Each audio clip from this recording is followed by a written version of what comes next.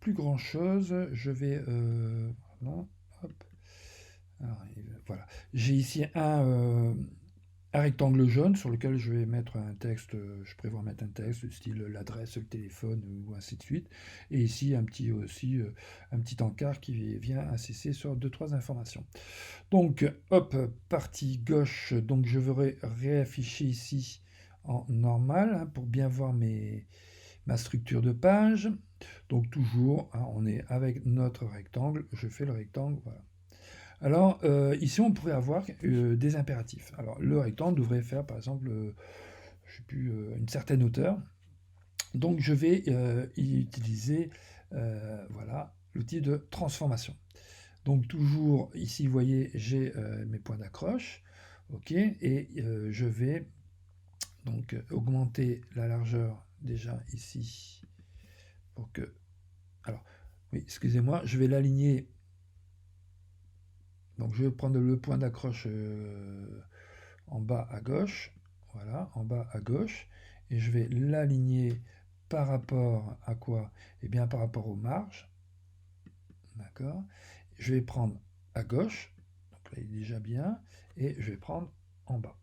Bon, je l'avais bien mis. Je fais la démonstration. Si je l'avais mis un peu n'importe où, à gauche, et je la mets en bas. Voilà, de cette façon, j'ai plus qu'à l'élargir pour venir sur l'autre marge de la gouttière.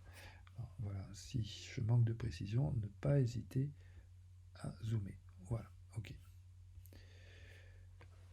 Donc,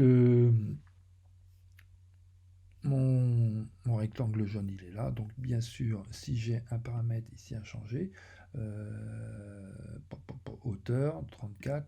Donc, ici, par exemple, si je dois mettre 40, ben voilà, je mets la valeur et je suis OK. Donc je vais terminer bien sûr avec mon jaune.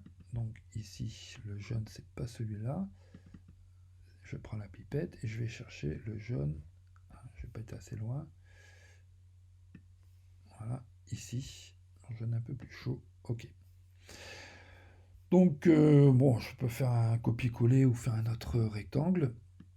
Autre rectangle. Et là je viens le mettre ici. Voilà à peu près la partie basse. Donc je m'occupe tout de suite de la bordure. Donc bordure on va le mettre en blanc. Voilà. Ok. Et je vais m'approcher un petit peu. Alors, si vous voyez votre image pixelisée, c'est parce que vous êtes en mode travail. Hein.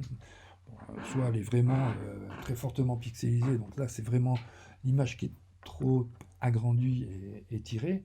Mais ici, c'est parce que je suis en mode travail, donc on n'a pas besoin d'une super définition ou de la définition de fin de travail. Donc, alors, je peux masquer, hein, bien sûr, je peux masquer voilà, le fond pour voir un petit peu où je me situe. Voilà. Donc, étant donné que je ne peux pas utiliser les outils de centrage, pourquoi? Parce que ici, dans les outils de centrage, hop, d'alignement plutôt, j'ai pas la, vous voyez, c'est par rapport à une sélection, autrement marge, page, mais les marges, c'est les marges extrême gauche et extrême droite, et ça prend pas la gouttière. Donc la petite astuce pour avoir un cadre comme ça, qui soit bien au centre, sans pouvoir mesurer, ben, ce que je fais, voilà, je le mets vraiment au maximum. Donc bien sûr, je peux définir sa hauteur. Donc ici, on va mettre 20. Voilà. Et après, eh bien, je vais ici avec la touche majuscule. Non, c'est avec touche. Voilà. Donc ici, sur Mac, c'est Option Commande. Et je la redimensionne par rapport au centre de mon objet. Donc je suis sûr que, quelle que soit sa dimension, il sera au centre de ma colonne. Donc je rappelle, c'est la touche Option et Commande pour le Mac. Pour le PC, ça doit être Alt Commande. Alt Contrôle. Voilà. OK.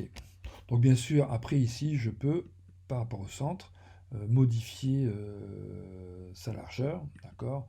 Si je veux une dimension enfin, entière. Voilà, donc je vais mettre 50. Voilà.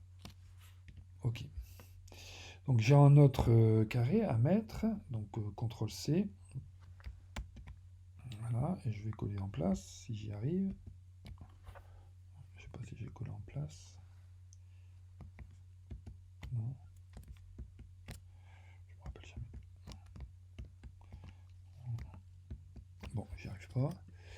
Alors je refais mon... Ça, on y arrive quand on fait tous les jours, hein, mais je zappe de InDesign à Photoshop, à Excel, à VBA, à plein de choses. Donc c'est vrai que les raccourcis clavier, chaque logiciel a sa propre gamme de raccourcis clavier. À un moment donné, on est un petit peu...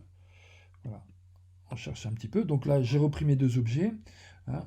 Hop, je vais aligner par rapport à ma sélection. Et je vais aligner à gauche. Voilà. Je quitte ma sélection. Je prends le deuxième. Et maintenant, je vais pouvoir le redimensionner proportionnellement. Voilà. Hein, pour avoir quelque chose. Et, ah zut, j'ai lâché trop tôt. Donc CTRL Z. Voilà, je refais, c'est pas grave. Donc je redimensionne. Voilà. Tant de trouver les bras encore ici. Voilà, c'est lâcher la souris et après lâcher le clavier. Donc je vais le baisser un peu, voilà, et je vais changer la couleur. Donc ici, je n'ai pas de bordure, voilà, et ici, je vais mettre du blanc. Voilà. Donc pour voir le résultat, j'affiche le fond et voilà. Donc on va dézoomer. Voilà, CTRL S, donc on enregistre et on va faire un petit aperçu du résultat. Voilà. Donc ici, bon, il y a des choses certainement qui vont encore évoluer, qui vont bouger, mais j'ai mes éléments de base pour venir apporter mon texte. Donc ça, c'est la partie suivante.